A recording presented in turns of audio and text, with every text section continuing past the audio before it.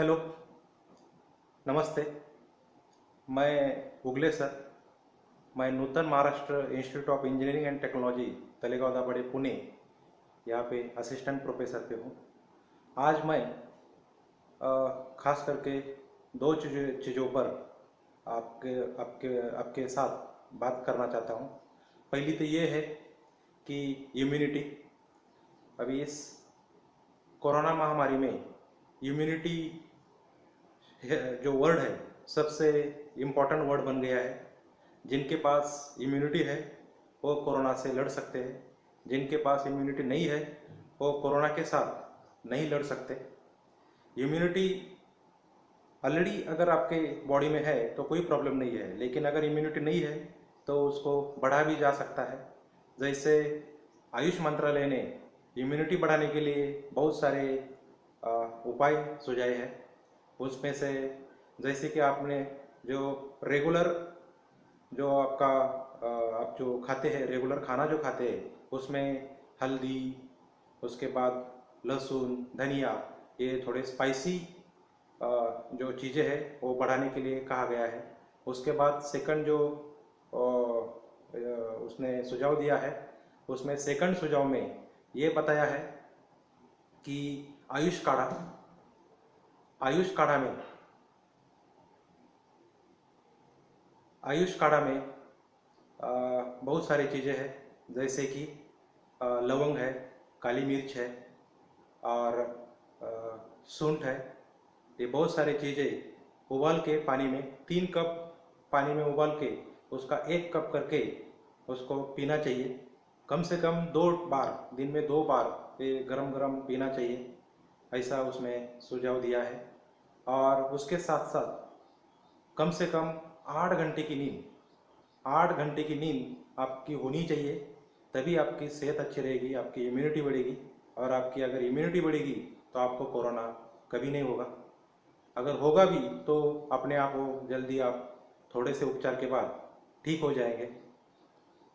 उसके बाद दूसरी चीज़ पे मैं जो आपके साथ बात करना चाहता हूँ, वो दूसरी बहुत ही इम्पोर्टेंट चीज़ है। अभी आपने सभी ने देखा है कि देश 4-5 महीने से लॉकडाउन है, और लॉकडाउन होने की वजह से कम से कम 3 या 4 महीने सब घर पे बंद थे, सब लोग घर पे बंद थे। और पहले 1-2 महीने तो अच्छे लगे, 1-2 महीने में थोड़ा हमारा रेस्ट हो गया, हम टीवी देखते रहते थे, आराम करते थे।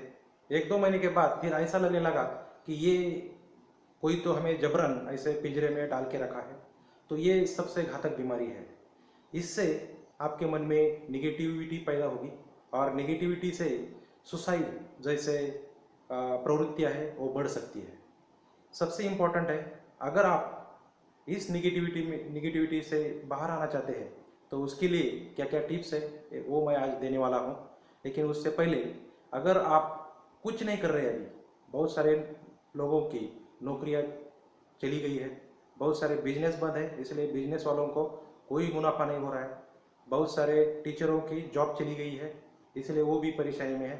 जो ऐसे मजदूर थे, दिन में कमा के, एक दिन में कमा के वही खाने वाले, उनके हाथ से बहुत सारे काम छूट गए हैं। तो इस काल में क्या क्या करना चाहिए ताकि आप ये 1 साल ऐसे ही डटे रहेंगे, क्योंकि ये जो 1 साल है उसमें फायदा या नुकसान का भी नहीं सोचना है, सिर्फ 1 साल में जिंदा कैसा रहना है यही हमें देखना है। तो वो कैसे कैसे देखना है, तो इसके लिए मैं थोड़े टिप्स देना चाहता हूँ। अगर आप छोटे बच्चे हैं अप टू 9th स्टैंडर्ड, तो अभी बहुत सारे स्टूडेंट का स्कूल ऑनलाइन चालू हो गया है, तो आप हर दिन लेक्चर अटेंड करो, होमवर्क्स जो दिए हैं वो करो। उसके बाद अपने ही घर में पैसेज में टेरेस पे आप खेल सकते हैं। इससे आप पूरा पॉजिटिविटी माइंड में रहेंगे और आपको कोई परेशानी नहीं होगी। उसके बाद जो बड़े बच्चे हैं, खास करके कॉलेज वाले, अभी उनका सेमिस्टर चालू हो गया है, नया सेमिस्टर। और नए सेमिस्टर में हर दिन 4 या 5 लेक्चर होते हैं। 4 या 5 लेक्चर की हर दिन की अच्छी से पढ़ाई करो। उसमें से जो होमवर्क्स है वो अच्छे तरह से बनाओ। उसके बाद कुछ अलग क्रिएटिव माइंड देखो कुछ ऐप्स बना सकते हैं क्या, कुछ ऑनलाइन पे जाके कुछ नया हम खोज सकते हैं क्या, वो देखो उसमें आप मन लगाओ।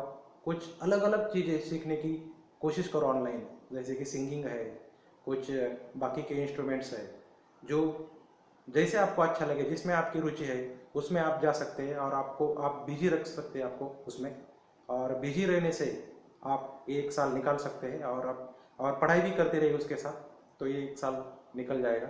उसके बाद जो टीचर्स है, बहुत सारे टीचरों की तो नौकरियां चली गई है, और जो भी है कुछ उनको अभी अभी कुछ तो फिलहाल ज़्यादा वर्कलोड नहीं बचा है, तो भी उन्होंने क्या करना है, अभी जितने भी लेक्चर्स अभी वो अभी दे रहे बच्चों को, तो उसमें थोड़ी इम्प्रूव करो, नए नए टेक्निक्स पढ़ाई के सीखो।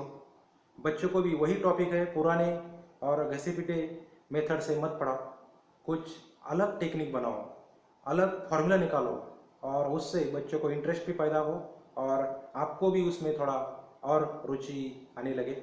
ऐसा करो। उसके बाद हर दिन कुछ नया पढ़ने की कोशिश करो, जैसे नॉवेल्स है, अपना ही सब्जेक्ट का कुछ अभी रिसेंट कुछ रिसर्च आया है वही पढ़ने की कोशिश करो। उससे आप हर वक्त एंगेज रहेंगे और आपको माइंड में नेगेटिविटी कभी नहीं आएगी। उसके बाद जो बिजनेसमैन है, बिजनेसमैन अभी बहुत सारे बिजनेसमैन को तो लॉस ही हुआ है।